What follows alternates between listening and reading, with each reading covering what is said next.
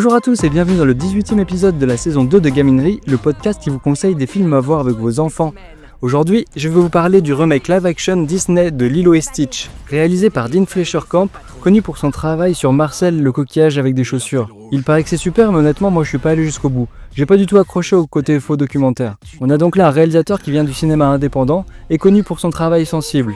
Il a pour ambition de traduire avec amour l'original en approfondissant les relations émotionnelles. Le pari est-il réussi ?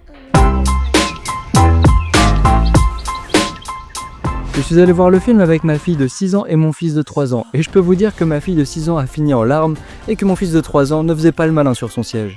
Alors du côté émotion, on est plutôt bien. Mais avant d'aller plus loin, de quoi ça parle ? L'histoire reste fidèle à l'original. Lilo, une jeune fille hawaïenne solitaire, adopte ce qu'elle pense être un chien, mais qui est en réalité Stitch, une créature extraterrestre génétiquement modifiée et très dangereuse. Le film suit leur amitié improbable et la lutte de Nani, la grande sœur de Lilo, pour maintenir leur famille unie face aux services sociaux. Le thème central, bien sûr, est l'Ohana, le concept hawaïen de famille où personne n'est laissé pour compte ni oublié.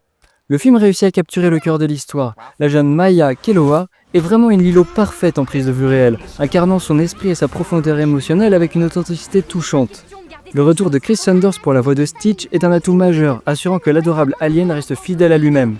Visuellement, et c'est super important, le design de Stitch est très réussi. Il est super mignon et très expressif et évite complètement le piège du réalisme excessif. Le film approfondit également le personnage de Nani, interprété par Sidney Agudong, lui donnant plus de profondeur émotionnelle et des aspirations personnelles qui la rendent plus réaliste et empathique. Il y a quand même pas mal de changements narratifs importants qui ont été faits, et ces choix sont plutôt controversés. Mais n'étant pas particulièrement fan de l'original, cela ne m'a pas dérangé, mes enfants non plus d'ailleurs. Par contre, visuellement, c'est pas terrible, c'est terne et sans éclat.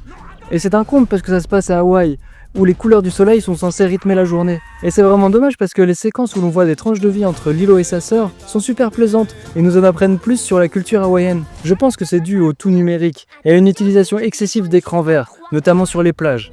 Une petite mise en garde tout de même pour les plus petits qui sont habitués au dessin animé original.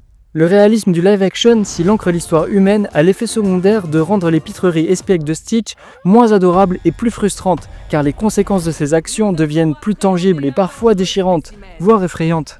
Au final, Lilo et Stitch est un film vraiment pas parfait, mais il réussit à émouvoir et à divertir, surtout grâce à la relation des deux sœurs et à un Stitch drôle et émouvant. C'est une belle histoire sur la famille, l'acceptation et la découverte de soi, dont on pourra parler avec ses enfants à la sortie du film. Et voilà, abonnez-vous pour ne louper aucun épisode, et pensez à liker mes vidéos. À bientôt!